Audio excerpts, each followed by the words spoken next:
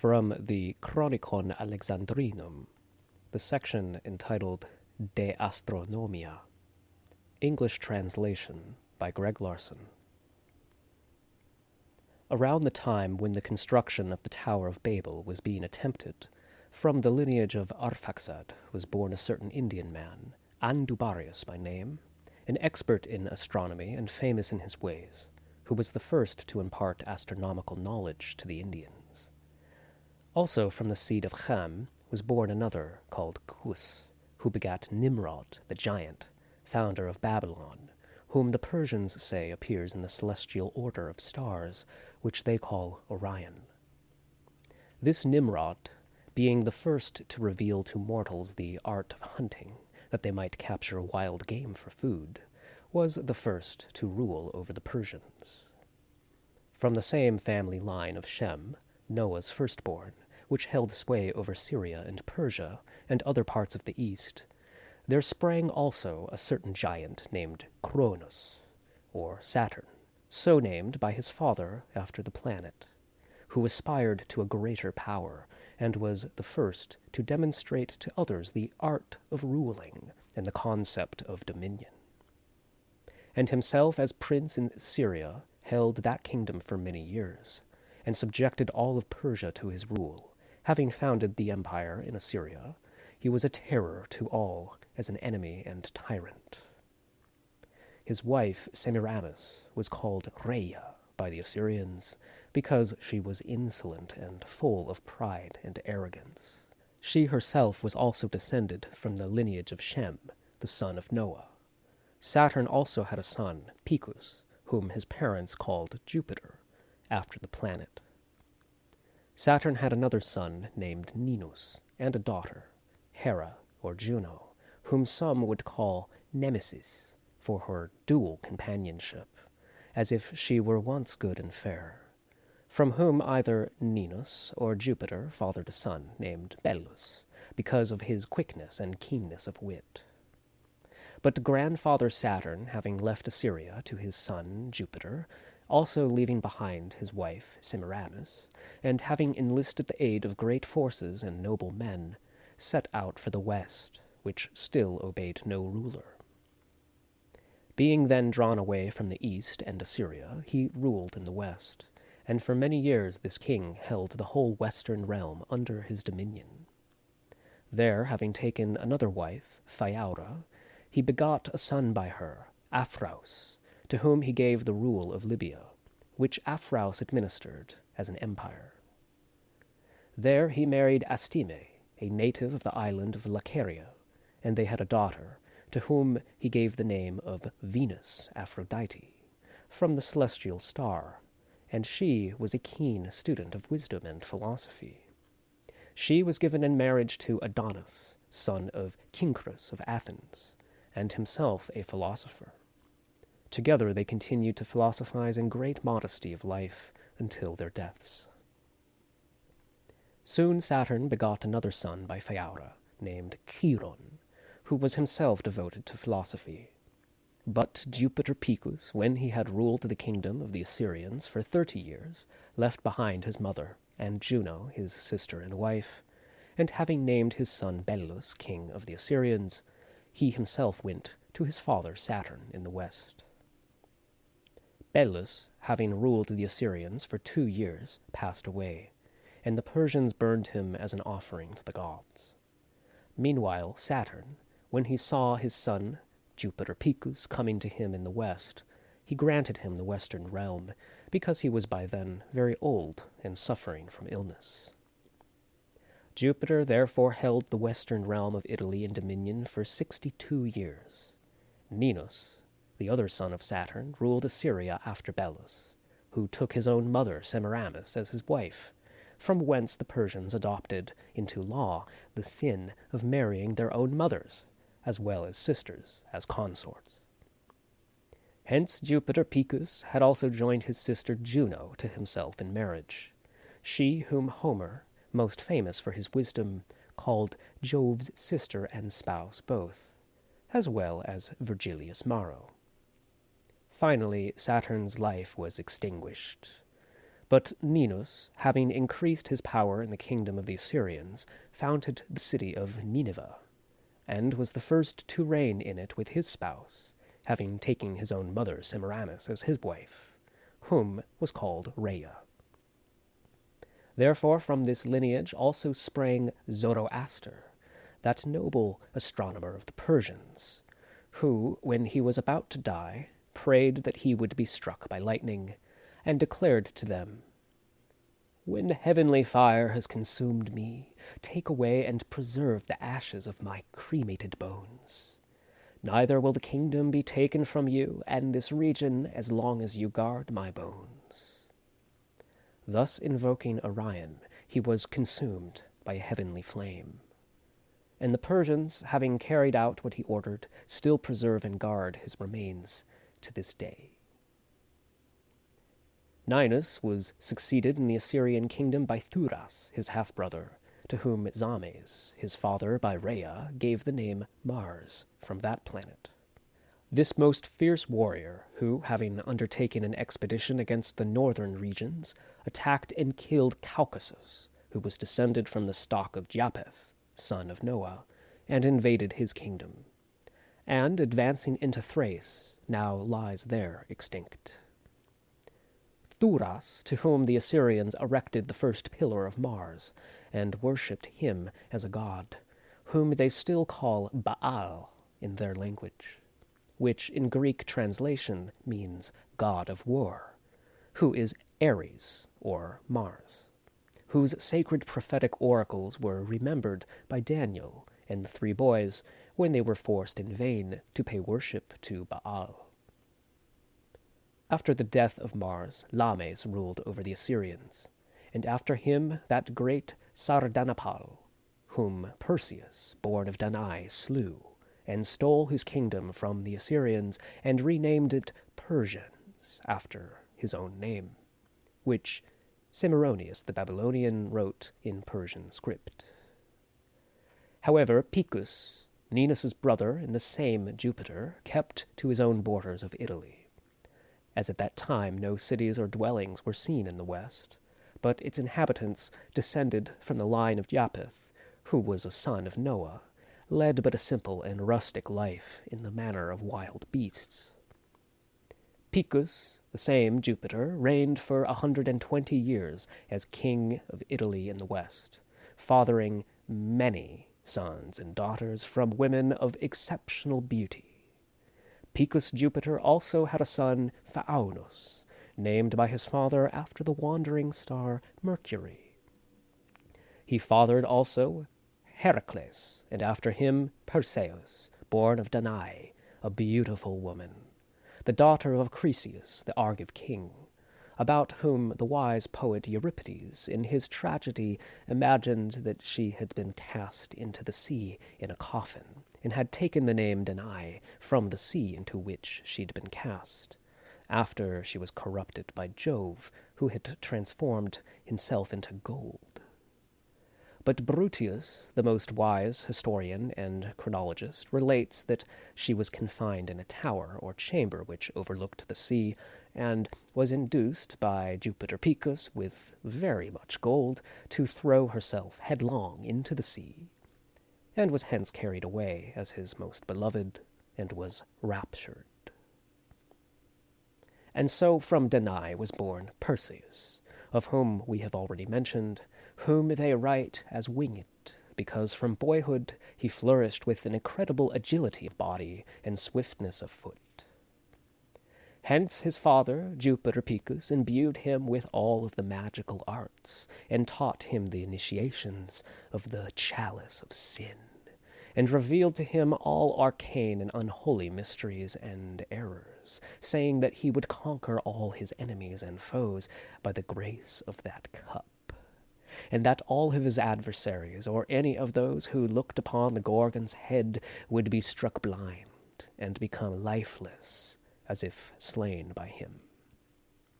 Perseus was persuaded of this by his father Jupiter Picus, after whose death When he had come of age, he aspired to the kingdom of the Assyrians, since he envied the realm of his cousins, the sons of his uncle Ninus and of his father's brother.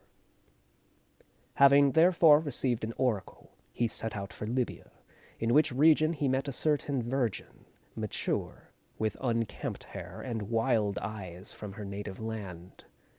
When Perseus had stopped, he asked her, "What is your name?" To which she freely replied, "Medusa."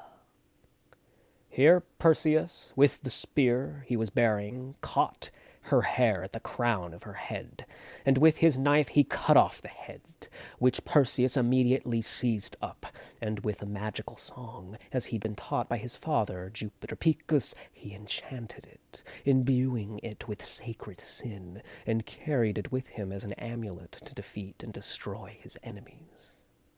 And he called this the Gorgon's head, from its speed of assistance and its force against foes. Departing from there, he came to Ethiopia, which was then ruled by Cepheus, where he happened upon a temple of Neptune, and entering it, he saw a virgin living there, exposed by her parents' order, named Andromeda, whom Perseus dragged out from the temple, and because she was beautiful, he deflowered her. Then he took her as his wife. And having left that coast, he departed. Having set out for Assyria, he came to Lycaonia. When the Lycaonians saw him, they attempted to repel him by war. But Perseus, helped by the Gorgon's gaze, obliterated them. And having located a village, which they call Amandra, he founded a city there, and placed the image of the Gorgon on a column for the gates. And having performed a sacrifice, he called the city Persida, after his own name. The column is still seen there today. He also called the city Iconium, because before his victory he had taken the image of a Gorgon there. He also subdued many other places for himself, without anyone resisting. And when he came to Isauria in Cilicia, he received this oracle from the enemies who were opposing his army. "When you dismount from your horse, plant the heel of your foot in the ground, and there you will gain victory." And so, when he had dismounted from his horse, he planted his foot, so to speak, in the village of Andrasus, and, victorious with the help of the Gorgon, he built a city from the village, which he named Tarsus, after the oracle of his foot, turning the village into a town.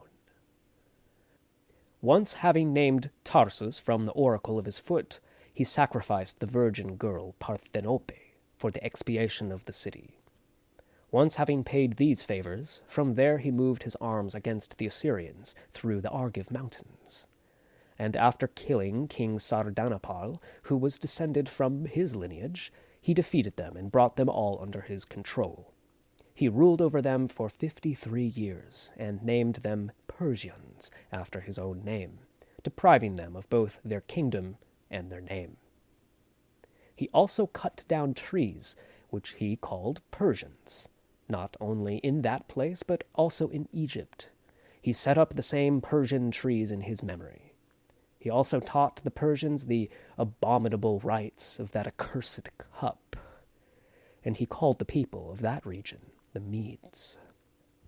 When Perseus had ruled over the Persians for many years, he learned that Ionians, descended from the Argives, were then living in Syria. And so he set out for Mount Silpium, and he came to Syria, as if to his relatives and to his own bloodline, who welcomed him with great joy and worshipped him. The Argive Iopolites, knowing that Perseus was descended from them, celebrated him with joy. But when the storm came, and the river, the Dragon, now called Horizon, increased in flood, and flooded the city of the Ionians, they warned them to pour out their prayers. While they were praying and performing sacred rites, a round ball of lightning descended from the sky, calming the storm, and checked the rush of the river. Wherefore Perseus, astonished, kindled a fire from that lightning ball, and carefully retained it with him. Returning to Persia, he took to the palace and taught the Persians to worship that fire, which he said was brought down from heaven while he was watching, which the Persians still venerate as divine to this day. Perseus also built a temple to Iopolitus, to which he gave the name of the Eternal Fire. In a similar way, the Persians also erected a temple to the same immortal fire, over whose worship he assigned certain religious men, whom he called the Magi. And this was recorded in writing by the wisest chronologist Pausanias. Afterwards, Cepheus, king of the Ethiopians, father of Andromeda, made war on Perseus. Cepheus was by then blinded in his old age. But Perseus, when he understood that he was being called to the war, he was seized with great anger and set out against him, taking with him the head of the Gorgon, and turned it against him. But the blind old Cepheus, having sprung a horse upon him, made quite an impression. Perseus, unaware that Cepheus had been deprived of his sight, thinking that his head no longer possessed any power, he turned the Gorgon towards himself, and contemplating it from time, he himself, blinded and breathless, perished. And so the kingdom of the Persians was taken up by the son of Perseus, who gave back part of it to his uncle Cepheus, king of Ethiopia, for the sake of Andromeda. He reigned for a time in Persia, and destroyed the wicked head of the Gorgon with flames, and regained his kingdom. But the rest of the offspring of Perseus reigned in Babylon. However, during that time of Picus Jupiter's reign in the west, there arose in the region of the Argives a certain man of the race of Iapetus, whom they called Inachus, who was the first to reign in those parts. He founded a city to which he gave the name Luna, and called the city Iopolis. For the Argives, in their inner knowledge, still say the name of the moon was hidden and concealed as Io, and that is what they call it today. In the city he also built a temple to the moon, and erected a column of bronze, with this inscription, Io, blessed light-bringer. Inachus himself married Melia, by whom he had triplets, Jason, Belus, and a daughter, whom he named Io, after the moon. This virgin was of the most praised beauty.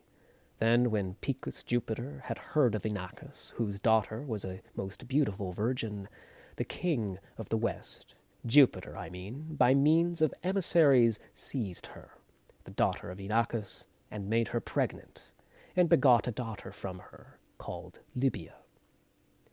But Io, unworthily bearing the insult inflicted upon her, disdaining to continue to live with Jupiter Picus, the daughter of Inachus, abandoned her disgrace, and secretly fled from all, sailing as a refugee to Egypt, entering the kingdom of Egypt, and established her residence there. But when some time later Hermes, or Mercury, the son of Jupiter Picus, was given charge to govern Egypt with royal power, fearing Mercury, she fled to Mount Asilpius, where Seleucus Nicanor of Macedon later founded a city, which he called Antioch the Great, after his son. But afterwards she departed for Syria and died there, as that most wise Theophilus has recorded in his writings. Others, on the contrary, have reported that she died in Egypt. But Io's father Inachus sent her brothers and other relatives to search for her, as well as Triptolemus and other Argives, who, searching everywhere, nevertheless did not find her. But soon after the Argives learned that she had died in Syria, they journeyed there and stayed for some time, knocking on each house and saying, "May the soul of Io be safe." And, having received an oracle through a certain appearance of vision, they seemed to behold a heifer, speaking in a human voice, thus, "Here I am, Io."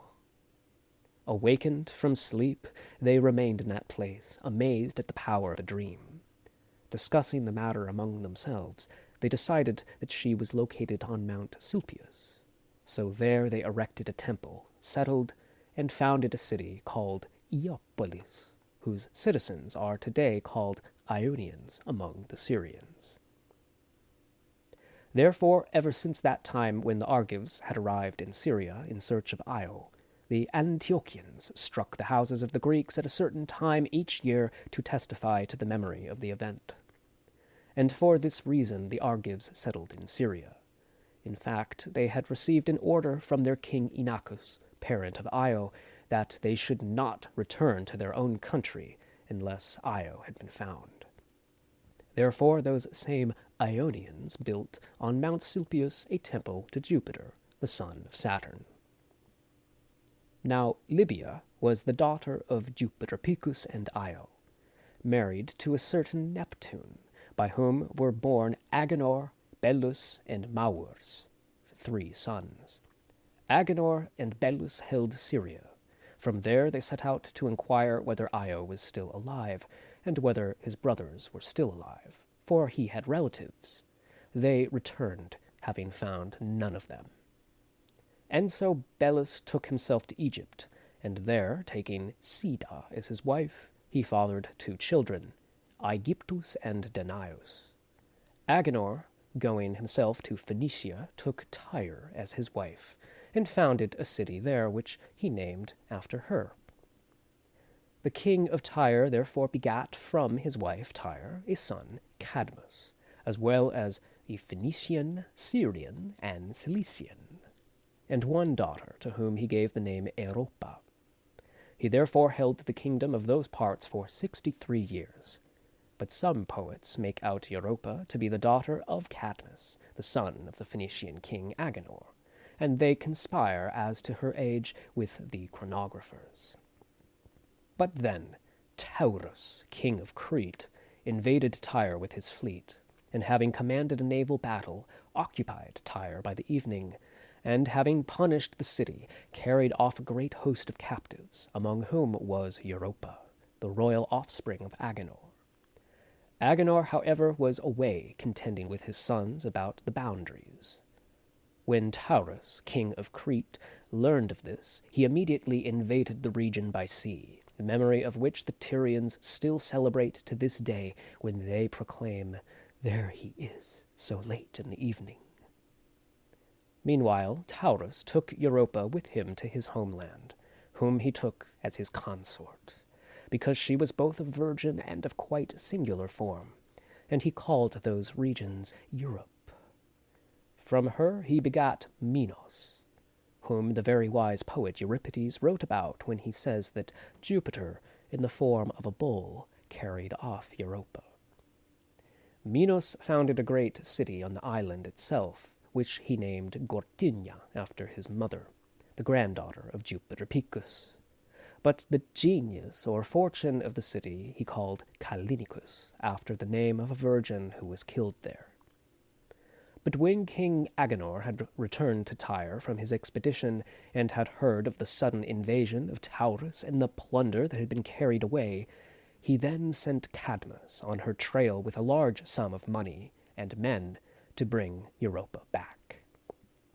At length King Agenor, about to die, left instructions that the whole region which he had subdued should be divided among his 3 sons. Thus Phoenix occupied Tyre and the surrounding coastline, which he called Phoenicia from his own name. And in like matter Cyrus settled his allotted part, called Syria from his own name, and likewise Cilix called his part Cilicia.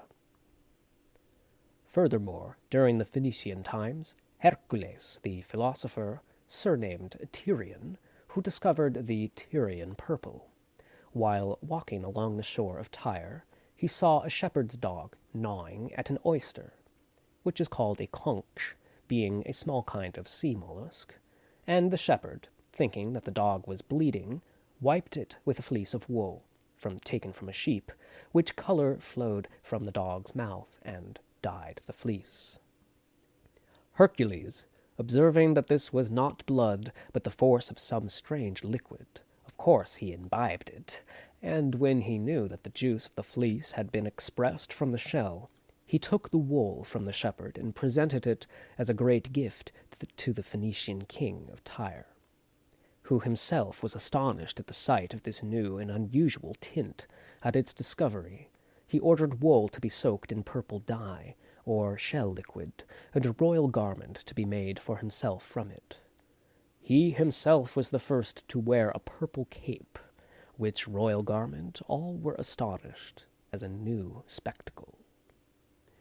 Then King Phoenix soon issued an edict, warning that none of his subjects should desire the worship bestowed upon him from the treasury of land and sea, except the king himself and his successors.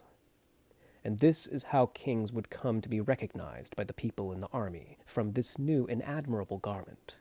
For before, mortals paid little attention to the colors of their clothes, but they made and wore them whatever from the fleeces of the sheep, whatever their kind, and princes were not easily distinguished from people.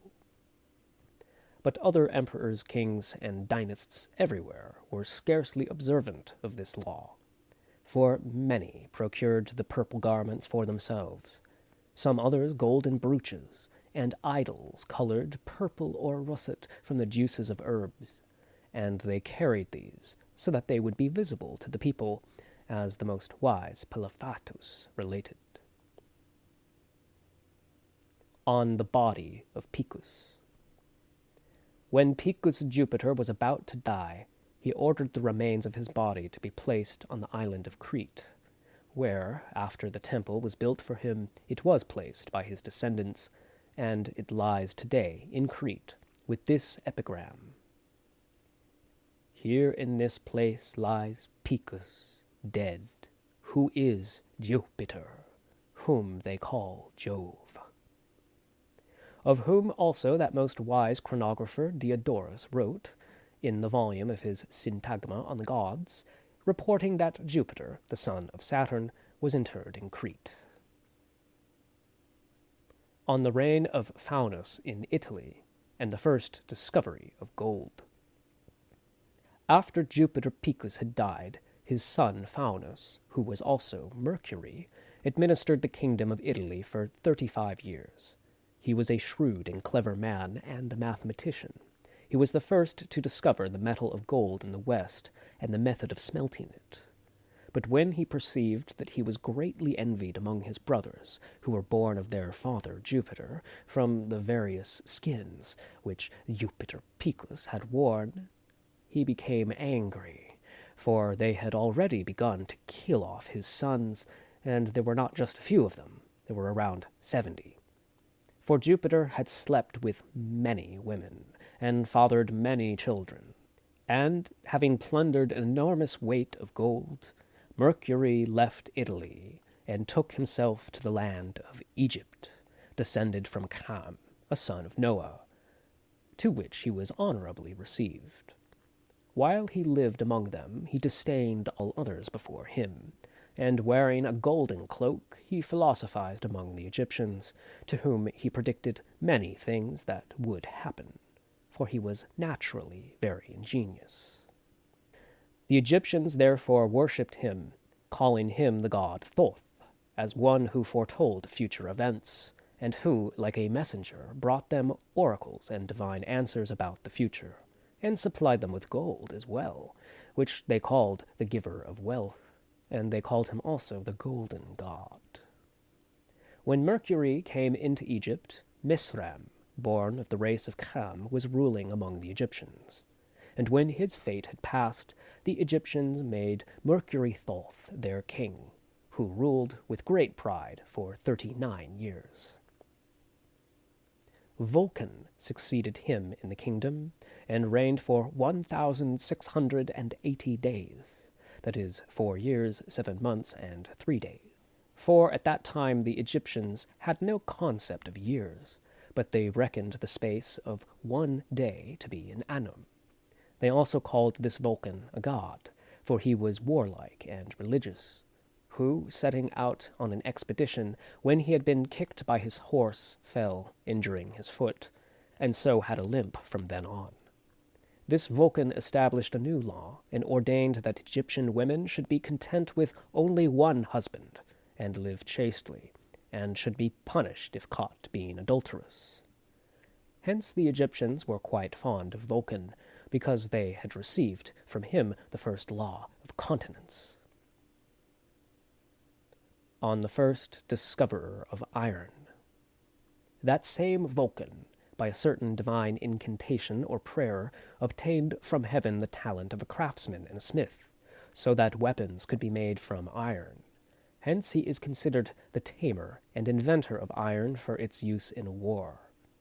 He was therefore consecrated among the gods for the law of continence and for his warlike virtue, victory, and safety, having shown mortals the new method for manufacture of weapons. For before him they had fought only with crude spikes and stones. When Vulcan died, then Sol, the son of Vulcan, assumed the kingdom of the Egyptians and ruled it for 4,477 days, which make up 12 years, 3 months, and 4 days.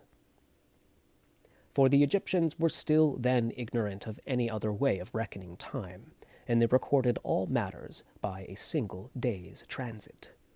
But they eventually adopted the concept of 12 months to the year when the commoners began to pay taxes to their kings. And so Sol, the son of Vulcan, was an excellent king and philosopher, who was advised that there was a certain Egyptian woman flourishing in capital works and wealth, who loved any man whom she pleased, and lived a life of adultery. And when Sol understood this, he sought to exact punishment from her, lest the law passed by his father Vulcan become obsolete.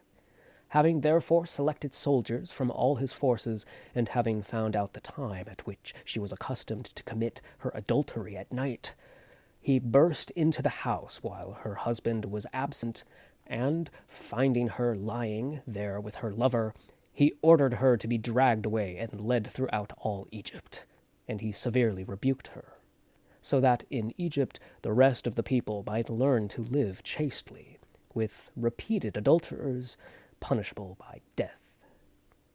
For which reason he was also in great favor with the Egyptians, about which the poet Homer relates in quite fantastical fashion when he says that Venus was betrayed by the sun while lying with Mars at night. And so he equated Venus with the sin of lust, or the desire for pleasure, rebuked by the sun. But the actual event, as it has been explained, that most wise Pelophaitos recorded in writing. King Sol, the son of Vulcan, was succeeded by Sosis in the kingdom of the Egyptians. Osiris then succeeded Sosis. Horus came after Osiris. Thules after Horus, who with his army occupied the entire region as far as the ocean. But while returning to Egypt, he turned aside to Africa, and entering there with a great host, after a sacrifice he inquired of an oracle. "Tell me," he said, "O blessed fire-wielding one who controls the course of heaven, who before me was able to subdue all things for himself, or who after me will be able to?" The oracle replied, "God himself first, then, joined by the Spirit, the Word. Yet all of these exist together, and all in one they come distinctly, whose powers without end. You guide the unsure path of your life with certain feet." And so, as soon as he had left the place, he was ambushed and killed by his own men in Africa. Now all of these Egyptians and their ancient royal palaces were described by Manetho. In his book it is revealed that the 5 planets had different names. For Saturn they called Lampotes, Jove's star they called Phaethon, Mars Pyroides, Venus Callisto, and Mercury Stilbon. After his time, Sesostris, who was of the first race of Cham, ruled among the Egyptians, who undertook an expedition against the Assyrians and repelled them back into their own region, as well as against the Chaldeans and Persians as far as Babylon. And the same man with war subdued all Asia and Europe, Scythia and Mysia. And when they returned to Egypt, he ordered 15,000 chosen from the descendants of the Scythians to be taken to Persia and there settled, granting to them the region they'd chosen. From that time on, those Scythians who remained in Persia, and remain to this day, are called Parthians by the Persians, which is their word for Scythian. They haven't changed their native dress or dialect, and to this day they live by Scythian law. And as the most wise author Herodotus attests, they excel in military virtue. Sesostris, who was ruling at the time, was the same as Mercurius Trismegistus of Egypt, a man of considerable wisdom, who asserted that there were three great powers. The name of God, the infallible Creator, he said there was but one singular divinity. Hence he was called by the Egyptians Mercury Trismegistus. For it is found in various books of his, with Aesculapius, that he differed in this manner concerning the nature of God, that unless there were a certain providence common to all lords, which could have instilled and enlightened this mind in me, desire would never have come upon us in seeking this. Nor is it credible that such sacraments are rashly committed to the profane, but consider your mind. There was but a singular light of intelligence before the intelligible light, before the seeing, and it was always with the mind and the mind's illumination. There was nothing else than the unity of this, always existing in itself, always with its own mind and light, embracing all things, outside of which there was no God, no angel, no demons, nor any other essence. For the Lord of all, and the Father and God, and all things are in him and under him. For his word which proceedeth from him, perfect in every way, fruitful, was made unfruitful by the work of nature, and the worker, falling into the genital, thus made the wave a fertile wave. Having said these things, he prayed with these words, I adjure you, heaven, the wise work of great divinity, to forgive me. I beseech you, bear witness to the first voice of the Father, which he first uttered when he established the whole world by his counsel, the voice of the Father, which he first uttered, his only begotten Word. These things are brought forth against the Emperor Julian in the writings of the most holy Cyril, because Trismegistus, ignorant of the future writings of the world, nevertheless professed one singular essence of the Trinity. Then Sesostris, having gained victory, returned to Egypt and died, and in his place a pharaoh called Nahor reigned, from whose lineage the rest of the pharaonic line then succeeded in the kingdom.